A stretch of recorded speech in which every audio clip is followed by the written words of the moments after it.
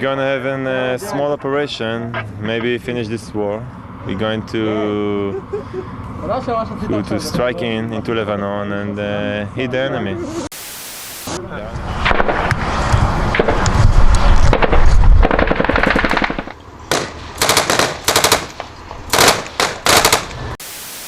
We are in the phase of the mopping up operation that will be continued until we'll clean this area.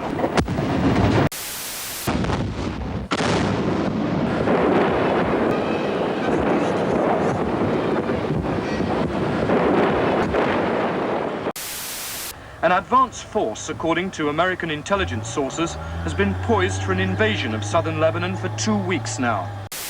That Israeli troops may soon be operating on the ground inside southern Lebanon. The ground invasion of southern Lebanon.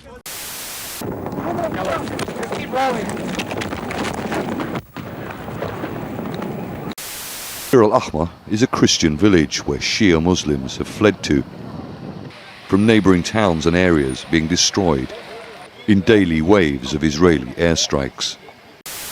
Lebanon was never mentioned. Self-defense is a most sacred right and duty of man. Lebanese army is pointing their weapons against us. Maybe they should direct it against Hezbollah. The United States recognizes Israel's absolute right to defend itself.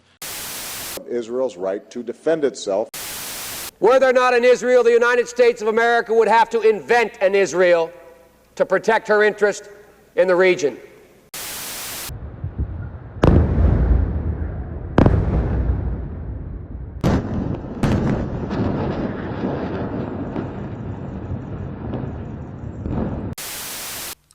That was the picture when the Israelis invaded 3 years ago. This is what they did to Beirut. Destruction on an altogether more comprehensive scale. It was as if they were trying to wipe the slate clean so that Lebanon could start again. They wanted two things: a Lebanon rid of the PLO and a country run by a strong central government dominated by the Christians and friendly to Israel.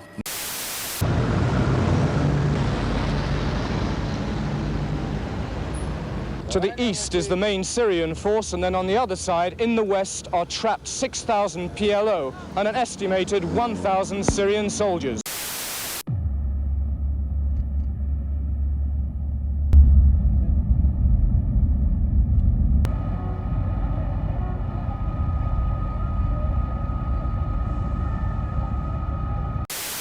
Violence has erupted in the Lebanese capital Beirut between those on both sides of the Syrian conflict. The Lebanese army has been quick to respond, with troops and armoured personnel carriers deployed to the suburb.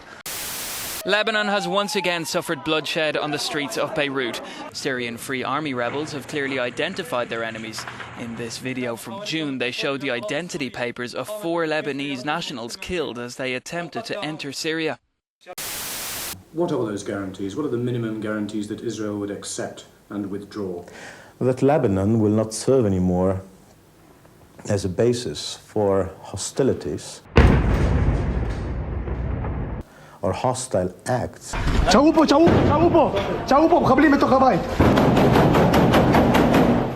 against the sovereign national territory of Israel.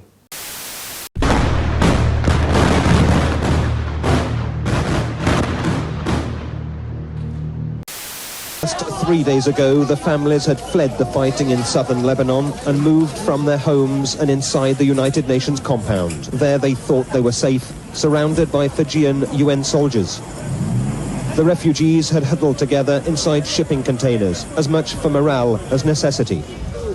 Wrongly, they assumed the UN flag would give them protection. Almost a dozen Israeli shells ripped into the heart of the camp. Massacre in Lebanon Thursday. Israeli shells hit a refugee camp, killing at least 75 people. The story from Terry Lloyd of ITN News in the Lebanese city of Tyre. By then, Egypt's leader, Colonel Nasser, had forced Lebanon to grant Palestinians autonomy there. Dispersed to Lebanon, PLO activities soon upset the uneasy peace between its 17 religious factions. I believe we have to open the economy as much as we can. We have to take all the obstacles and try to make Lebanon as a commercial center and financial center for the Middle East. Hariri Tribunal opens in The Hague. We've seen a steady stream of people coming to pay their respects to the late Prime Minister. This is the very spot where in 2005 a 2,000-pound bomb ripped through his convoy, killing him along with 22 other people. Prominent Lebanese politician was assassinated. Witnesses say a car rammed Pierre Gemayel's vehicle and then gunmen stepped out and shot him at point-blank range. The gravely injured anti-Syrian leader was rushed to a Beirut hospital Tuesday, but a short time later he was pronounced dead. ما راح يكون في حرب أهلية بعد اليوم بلبنان، ولذلك بتمنى عليكم تعيدوا وراي وتقولوا قسم جديد، قسم جديد، نقسم بالله العظيم مسلمين ومسيحيين أن نبقى موحدين إلى أبد الآبدين دفاعا عن لبنان العظيم. عشتم وعاش لبنان، دفاعا عن لبنان العظيم. وشكرا. I can bring you some breaking news that according to the Reuters news agency, Lebanon's Hezbollah group is now confirming that its leader Hassan Nasrallah has been killed.